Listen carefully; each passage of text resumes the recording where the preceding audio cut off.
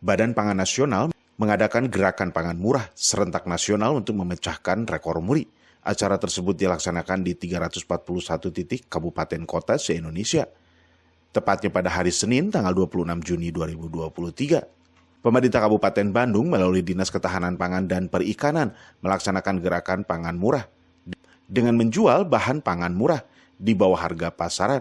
Acara tersebut dilaksanakan di Pasar Ikan Modern Soreang. Acara juga menggelar pelepasan bantuan pangan seperti ikan, beras, minyak goreng, daging ayam, dan paket B2SA untuk lokus stunting. Acara juga menggelar lomba cipta menu TPPKK 31 kecamatan, serta safari gemar ikan bagi anak TK dan PAUD. Acara juga menggelar bazar, produk olahan pangan dan ikan.